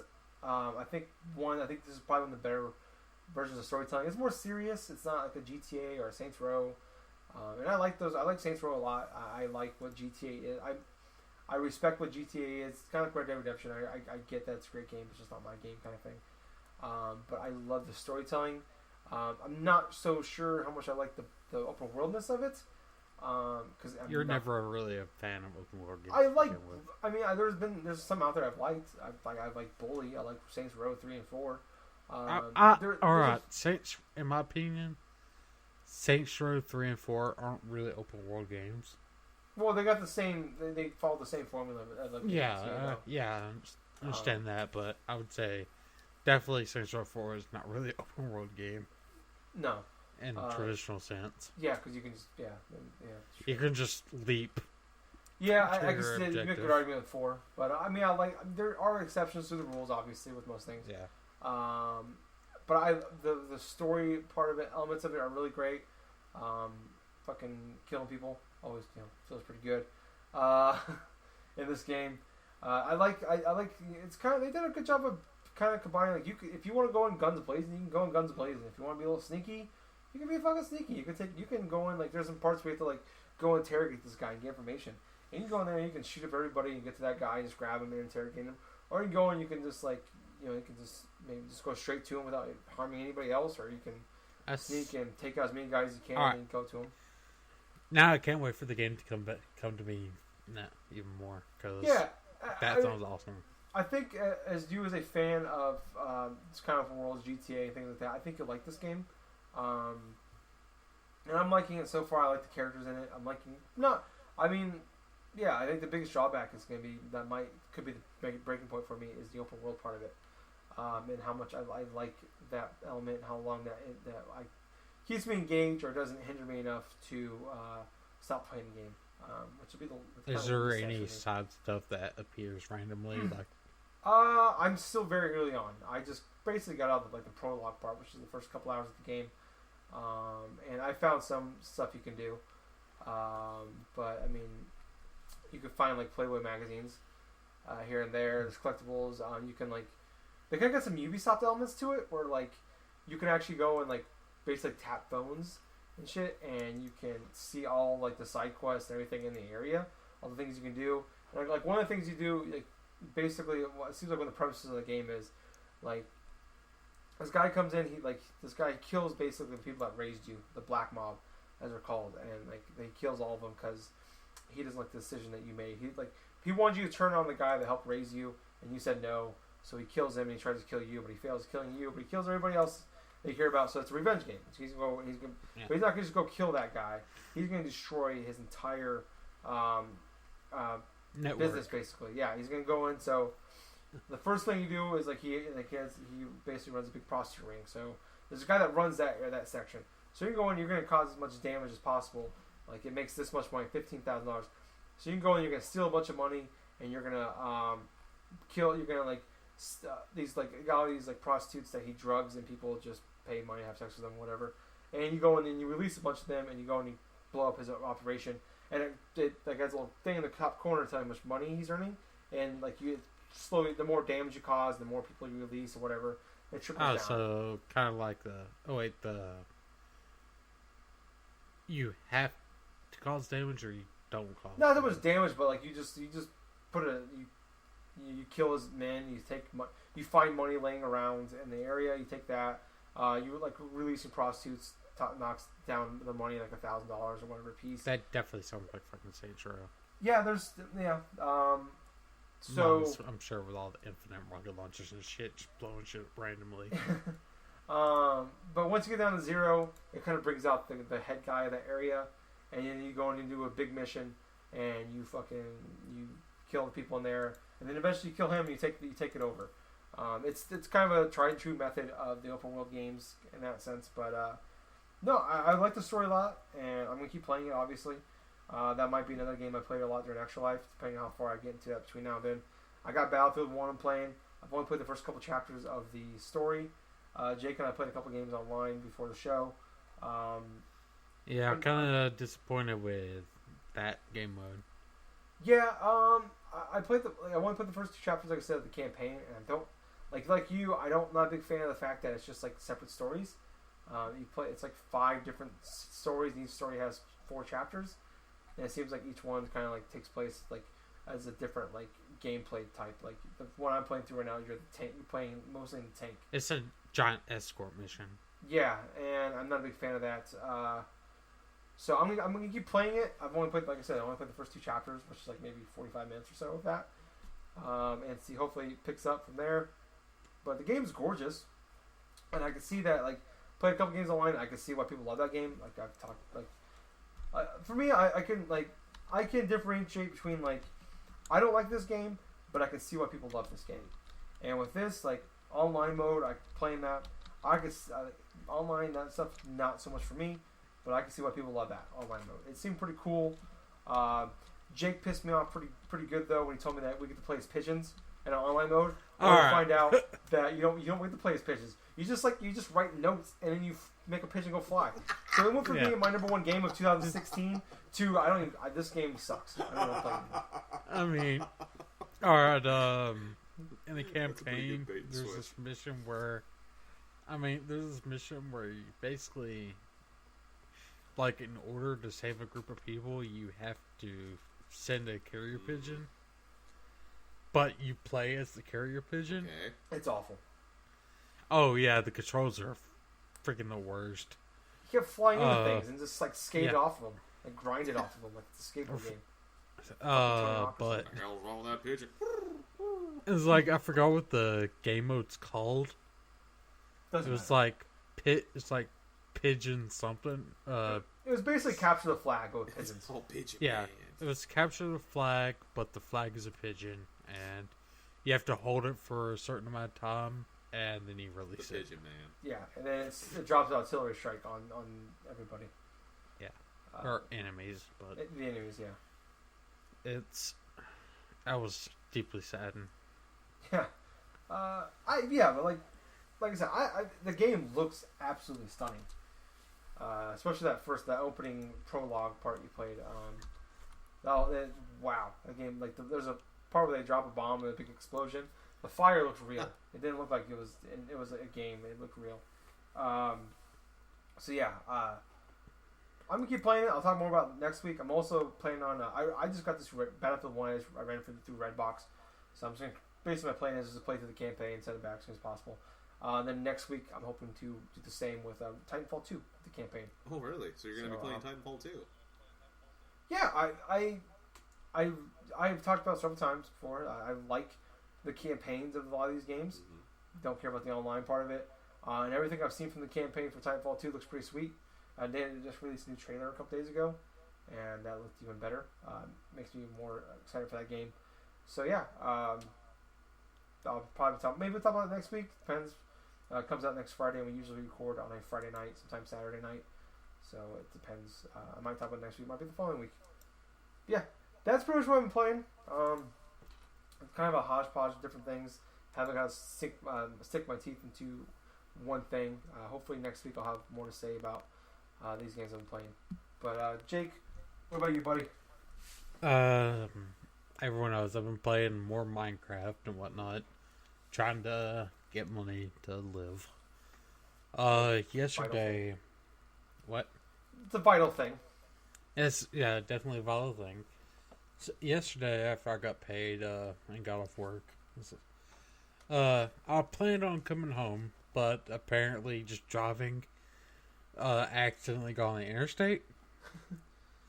So I basically let my car take me to wherever it wanted to go, which ended up in a GameStop. Good for you. About 10 minutes away from. Where do you need to go? So, hey, sometimes you get behind the wheel and the car just drives. Last time I did that, I ended up in Gabe's basement. Yeah, it was kind of weird. 3 o'clock in the morning, all of a sudden I see a random car go through my room. Yeah. Tyler's like, you, god damn. I was in a towel. Yeah, I drove all the way there in a towel. Nobody expects an impromptu toga party. Anyway. No. You should always... Especially when you arrive like the Kool-Aid man in your Dodge Avenger. That's creepy that you know that. One, you know I drive a Dodge Avenger. And also the only way I enter through things is by jumping through a wall.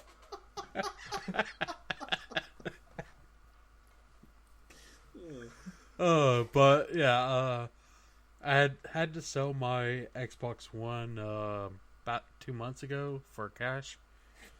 So I was like, you know what? I'm gonna buy me an Xbox One. So I did, and you know what? I was like, fuck it. I'm gonna buy me a Xbox One S or Slim. Ooh, sucky now. And the damn thing is beautiful. Oh, the box is beautiful. Yeah, it is.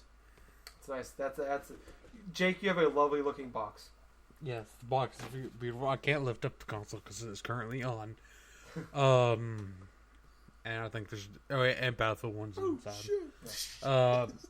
And don't turn it; it'll scratch the disc. Oh, definitely not.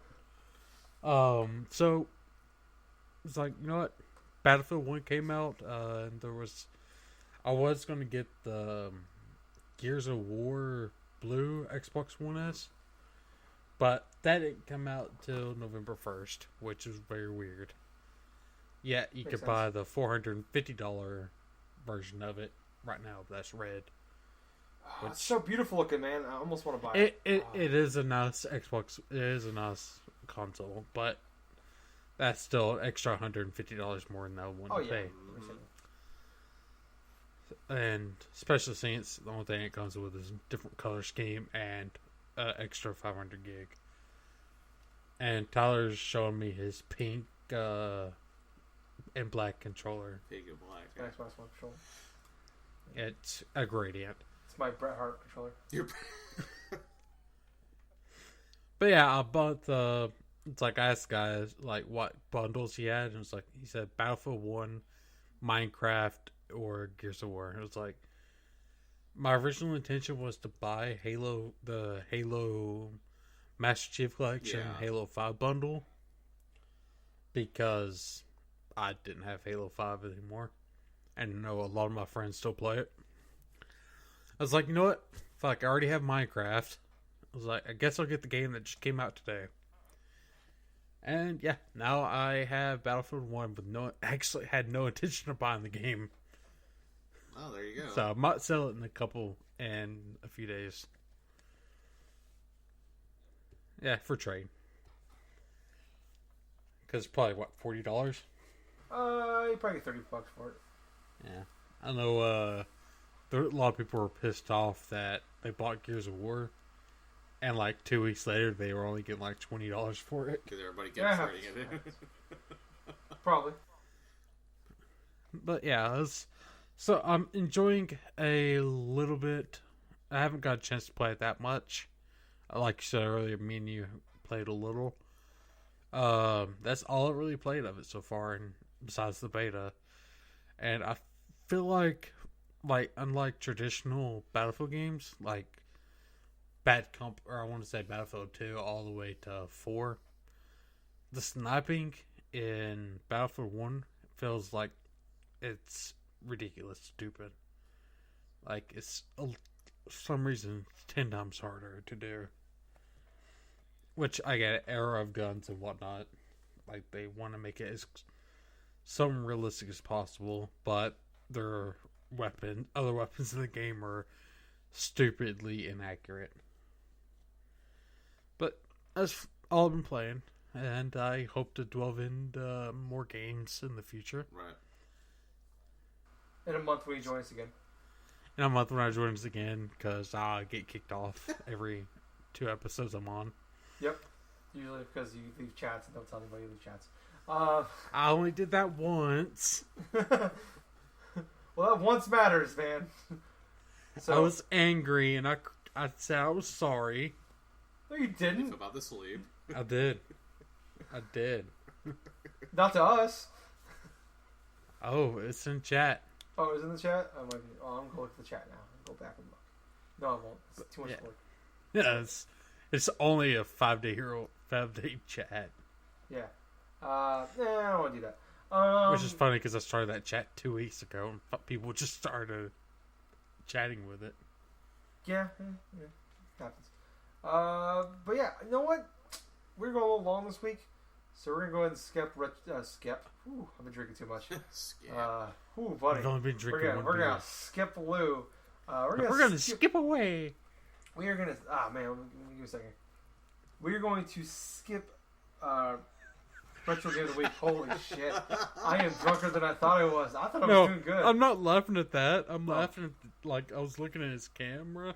He was doing the Donald Trump hand signs he was talking. He was. I'm really focused on what I'm saying, so I had to use my hands. Anyways, we're skipping the retro game of the week. We're going to move on to ways you can communicate with us if you want to more. On Facebook, we have a page and group. It's Generation Gaming on there. So like and join us on there if you want to talk to us, or it's a good way. Usually that's the first place we post when the episodes first come up, so that's usually the best way to find out first thing. Also on Twitter, we are at GenGaming Pod. I repeat, at GenGaming Pod. So follow us on there. Also, that's a good place where our when episodes come out, it's going to know when it comes out because it's usually automatically put it on there when it comes out. on YouTube at Generation Game, or not at. We are Generation Gaming on YouTube, so subscribe to us there. And we have plans for the future. Yes, our videos go, the podcast goes in there too, so that's a good place to want to check us out. We're also on there. And subscribe on there and tell some friends. We greatly appreciate it. Also, obviously, more than likely listen to us on iTunes.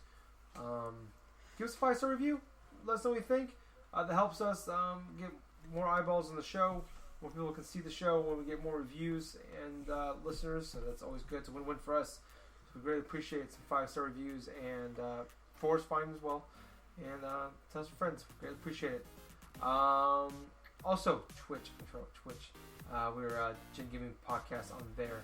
So follow us on there, subscribe, whatever it is you do on Twitch. Do that thing, click that button. It is the follow love button. It is the follow button. Thank you, Jake, for being my memory. So check us out on there. We greatly appreciate it. But thank you guys so much for listening. I was your host. I was Tyler.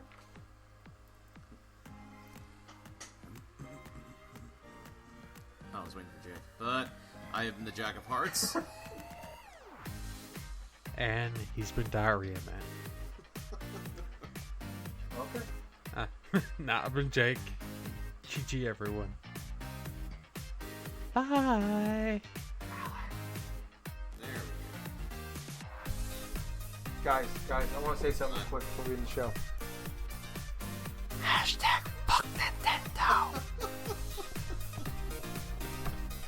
Talk to you next week. Oh boy.